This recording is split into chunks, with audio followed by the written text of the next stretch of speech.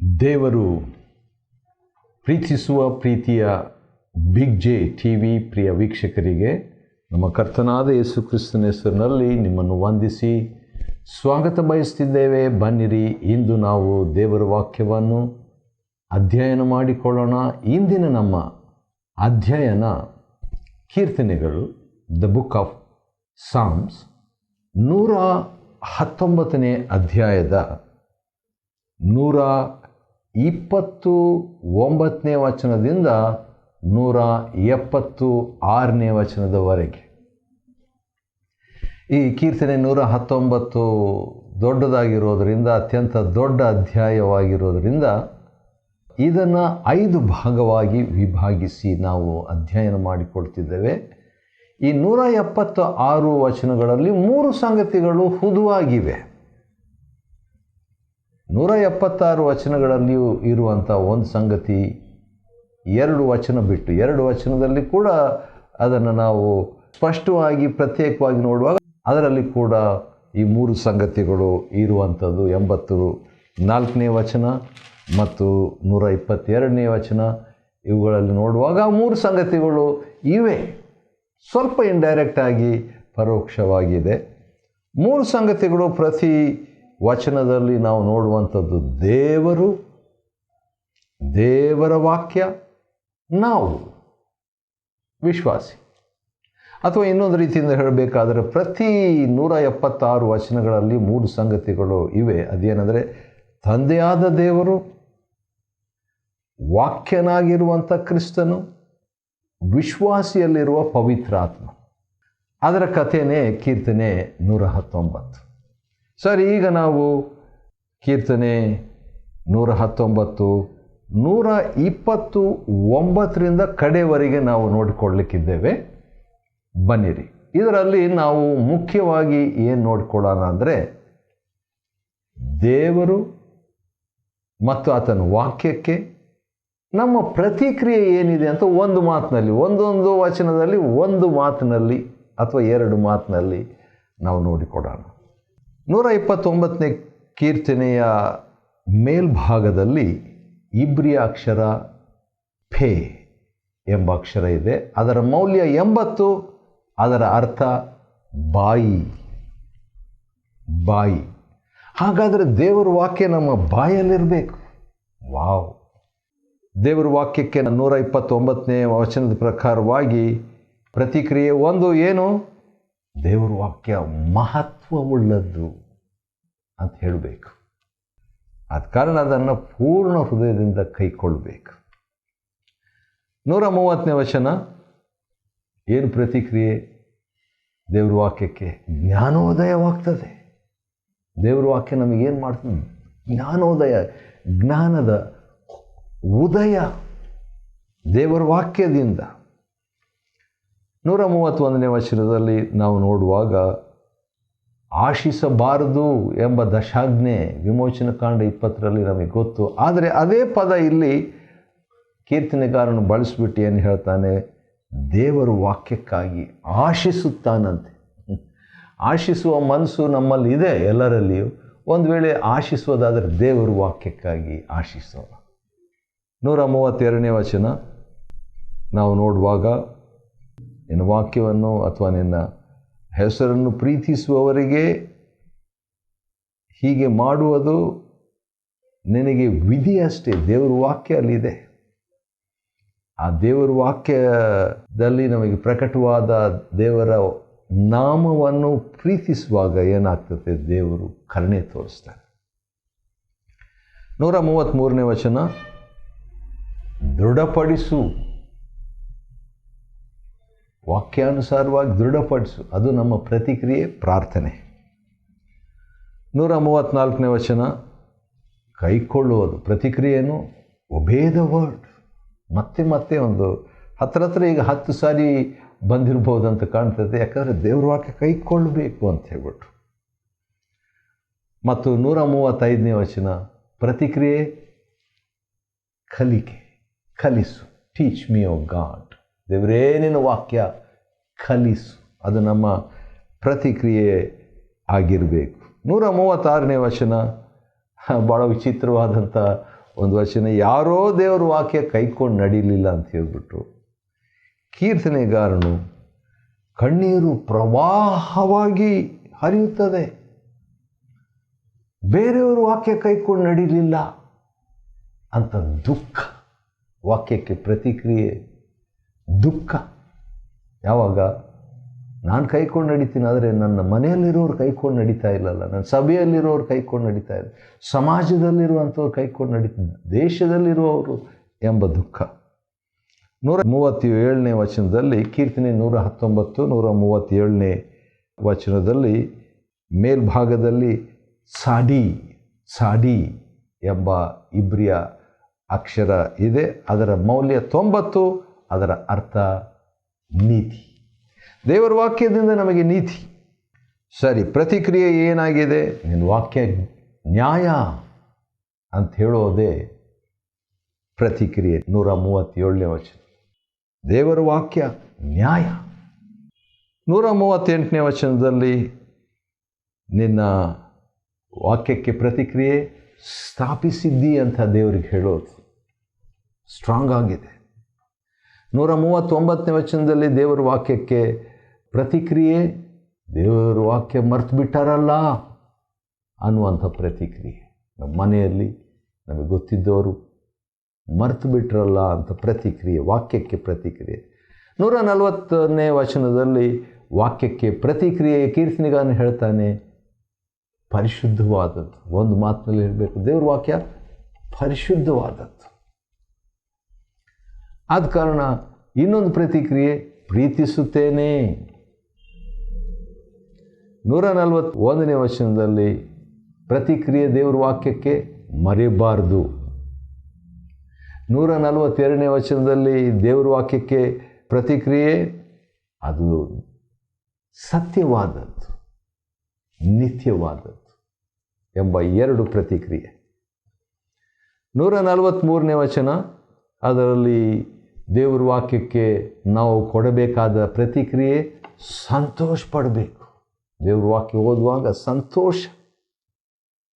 144ನೇ ವಚನದಲ್ಲಿ ನಾವು ನೋಡುವಾಗ ನಮ್ಮ ಪ್ರತಿಕ್ರಿಯೆ ಏನಂತ ಹೇಳಿದರೆ,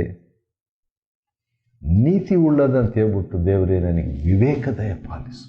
ವಿವೇಕ ನಮಗಿದೆ, ಆದರೂ ಇನ್ನೂ ದಯಪಾಲಿಸು ದೇವರ ವಾಕ್ಯದಿಂದ. 145ನೇ ವಚನದ ಮೇಲ್ಭಾಗದಲ್ಲಿ ಖಾಫ್ ಎಂಬ ಇಬ್ರಿಯ ಅಕ್ಷರ ಇದೆ. ಅದರ ಮೌಲ್ಯ 100. ವಾವ್, 100 ಅದರ ಮೌಲ್ಯ.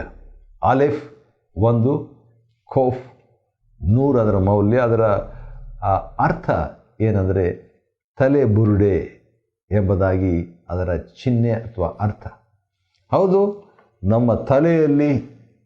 ನಮ್ಮ ತಲೆ ಬುರುಡೆಯಲ್ಲಿ ದೇವರ ವಾಕ್ಯ ಇರಬೇಕು. 145ನೇ ವಚನದಲ್ಲಿ ನೋಡುವಾಗ ಒಂದು ಪ್ರತಿಕ್ರಿಯೆ ಅನುಸರಿಸ್ತೇನೆ. 146ರಲ್ಲಿ ಒಂದು ಪ್ರತಿಕ್ರಿಯೆ ಕೈಕೊಳ್ತೇನೆ.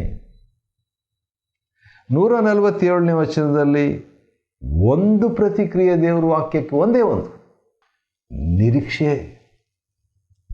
ದೇವರ ವಾಕ್ಯವನ್ನು ನಿರೀಕ್ಷಿಸಬೇಕು. ದೇವರ ವಾಕ್ಯ ನಿರೀಕ್ಷಿಸೋದ್ರಿಂದ ನಿರೀಕ್ಷೆ ನಮಗೆ ಹುಟ್ಟುತ್ತದೆ. ಯಾಕಂದರೆ ದೇವರು ನಿರೀಕ್ಷೆಯ ದೇವರು. ರೋಮ 15:13.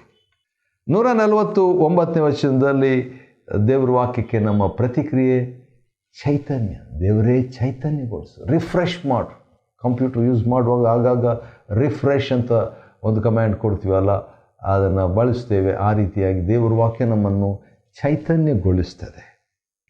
150ನೇ ವಚನದಲ್ಲಿ ನೋಡುವಾಗ ದೇವರ ವಾಕ್ಯವನ್ನು ಬಿಟ್ಟವರ ವಿಷಯದಲ್ಲಿ ಒಂದು ಕಾಳಜಿ, ದುಃಖ, ಕೋಪ, ವೈರಾಗ್ಯ, ಅದು ಪ್ರತಿಕ್ರಿಯೆ. 151ನೇ ವಚನದಲ್ಲಿ ದೇವರ ವಾಕ್ಯಕ್ಕೆ ಒಂದು ಪ್ರತಿಕ್ರಿಯೆ ಏನಂತ ಹೇಳಿದರೆ ಯಥಾರ್ಥವಾದದ್ದು ದೇವರ ವಾಕ್ಯ. ಆದ ಕಾರಣ ಅದನ್ನು ರುಚಿಸಿಬಿಟ್ಟು ಸವಿದು ನೋಡಿಬಿಟ್ಟು ನಿನ್ನ ವಾಕ್ಯ ಯಥಾರ್ಥವಾಗಿದೆ ಎಂಬುದಾಗಿ ಹೇಳ್ತಾನೆ. 152ನೇ ವಚನದಲ್ಲಿ ದೇವರ ವಾಕ್ಯಕ್ಕೆ ಒಂದು ಪ್ರತಿಕ್ರಿಯೆ ಏನಂದರೆ ತಿಳಿದುಕೊಳ್ಳುವುದು, ನೋಯಿಂಗ್. ಅನೇಕ ವಿಷಯಗಳನ್ನು ತಿಳ್ಕೊಳ್ಬೋದು. ಅದು ದೇವರ ವಾಕ್ಯ ಯುಗಾಂತರವಾಗಿ ಸ್ಥಾಪಿತವಾಗಿದೆ. ಆದ ಕಾರಣ ಆದ್ದರಿಂದ ನಾವು ತಿಳ್ಕೊಳ್ಳುವಂಥ ಸಂಗತಿಗಳು ಇವೆ. 153ನೇ ವಚನದ ಮೇಲ್ಭಾಗದಲ್ಲಿ ರೇಷ್ ಎಂಬ ಇಬ್ರಿಯ ಅಕ್ಷರ ಇದೆ. ಅದರ ಮೌಲ್ಯ 200. ಖೋಫ್ ಅದರ ಮೌಲ್ಯ 100 ಅಂತ ನೋಡಿದ್ವಿ. ಇದರ ಮೌಲ್ಯ 200. 10, 20 ಅಂತ ಹೋಗ್ತಾ ಇತ್ತು. ಈಗ ನೋಡಿ 100, 200 ಅಂತ ಅಕ್ಷರದ ಮೌಲ್ಯ. ಆಶ್ಚರ್ಯ. ಸರಿ, ಅದರ ಅರ್ಥ ಬಂದು ಹೆಡ್, ತಲೆ. ನಮ್ಮ ತಲೆ ಬೊರಡೆ ಅಷ್ಟೇ ಅಲ್ಲ, ನಮ್ಮ ತಲೆಯಲ್ಲಿ ಕೂಡ ದೇವರ ವಾಕ್ಯ ಇರಬೇಕು. 153ನೇ ವಚನದಲ್ಲಿ ದೇವರ ವಾಕ್ಯಕ್ಕೆ ನಮ್ಮ ಒಂದು ಪ್ರತಿಕ್ರಿಯೆ ಏನು? ಮರಿಬಾರ್ದು, ಮರೆತವನಲ್ಲ ಎಂಬುದಾಗಿ ಹೇಳ್ತಾನೆ. 154ನೇ ವಚನದಲ್ಲಿ ದೇವರ ವಾಕ್ಯಕ್ಕೆ ನಮ್ಮ ಪ್ರತಿಕ್ರಿಯೆ, ದೇವರೇ ಚೈತನ್ಯಗೊಳಿಸು. ವಾಕ್ಯಾನುಸಾರವಾಗಿ ಚೈತನ್ಯ ಸಿಗ್ತದೆ ನಮಗೆ. 155ನೇ ವಚನದಲ್ಲಿ ನೋಡುವಾಗ ಮತ್ತೆ ಪ್ರತಿಕ್ರಿಯೆ, ಬೇರೆಯವರು ದೇವರ ವಾಕ್ಯ ಅಲಕ್ಷ್ಯ ಮಾಡ್ತಾರೆ ಎಂಬ ಚಿಂತೆ, ದುಃಖ, ಕೋಪ, ಬೇಸರ. 156ನೇ ವಚನದಲ್ಲಿ ದೇವರ ವಾಕ್ಯಕ್ಕೆ ಒಂದು ಪ್ರತಿಕ್ರಿಯೆ ಏನಂತ ಹೇಳಿದರೆ, ಮತ್ತೆ ಚೈತನ್ಯಗೊಳಿಸು. ಎಷ್ಟು ಸಾರಿ? ಒಂದು 10-15 ಸಾರಿ ಬಂದುಬಿಟ್ಟಿದೆ ದೇವ್ರ ವಾಕ್ಯದಿಂದ ಚೈತನ್ಯ ಚೈತನ್ಯ ಚೈತನ್ಯ, ರಿಫ್ರೆಶ್. 157ನೇ ವಚನದಲ್ಲಿ ನೋಡುವಾಗ ಏನು ಒಂದು ಪ್ರತಿಕ್ರಿಯೆ ಅಂದರೆ, ಬಿಡಲಿಲ್ಲ, ದೇವರ ವಾಕ್ಯ ಬಿಟ್ಟು ನಡೆಯಲಿಲ್ಲ. ವಾವ್, ಎಂಥ ಒಂದು ಸಾಕ್ಷಿ.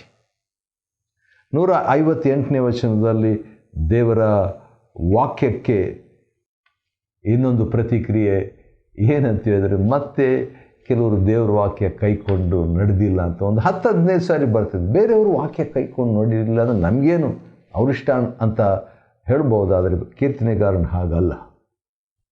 159ನೇ ವಚನದಲ್ಲಿ ದೇವರ ವಾಕ್ಯಕ್ಕೆ ಪ್ರತಿಕ್ರಿಯೆ ಎಷ್ಟೋ ಪ್ರಿಯವಾಗಿವೆ. ಹೌದು, ಟೇಸ್ಟ್ ಮಾಡಿದರೆ ಗೊತ್ತಾಗ್ತದೆ. ಮತ್ತು 160ನೇ ವಚನದಲ್ಲಿ ದೇವರ ವಾಕ್ಯಕ್ಕೆ ಪ್ರತಿಕ್ರಿಯೆ ಸತ್ಯವಾದದ್ದು ಎಂಬ ಪ್ರತಿಕ್ರಿಯೆ. ಮತ್ತು ಶಿನ್ ಎಂಬ ಇಬ್ರಿಯ ಅಕ್ಷರ ಇದೆ. ಆ ಅಕ್ಷರದ ಮೇಲ್ಭಾಗದಲ್ಲಿ ಅದರ ಮೌಲ್ಯ 300 ಮತ್ತು ಹಲ್ಲು ಎಂಬುದು ಅದರ ಅರ್ಥ. ದೇವರ ವಾಕ್ಯ ಅದನ್ನು ಉಣಬೇಕು.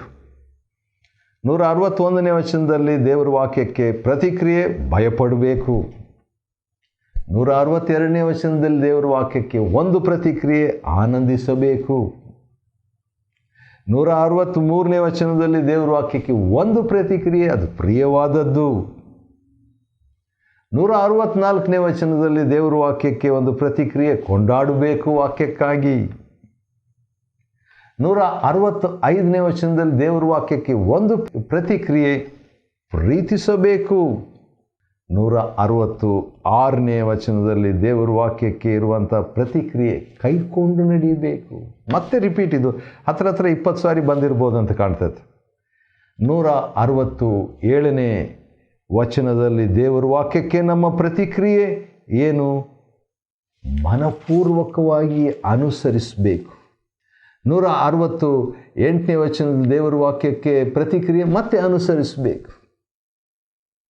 169ನೇ ವಚನದ ಮೇಲ್ಭಾಗದಲ್ಲಿ ಥಾವ್ ಎಂಬ ಇಬ್ರಿಯ ಅಕ್ಷರ ಇದೆ. ಅದರ ಮೌಲ್ಯ 400. ಅದರ ಅರ್ಥ ಚಿಹ್ನೆ, ಶಿಲುಬೆ, ಒಡಂಬಡಿಕೆ.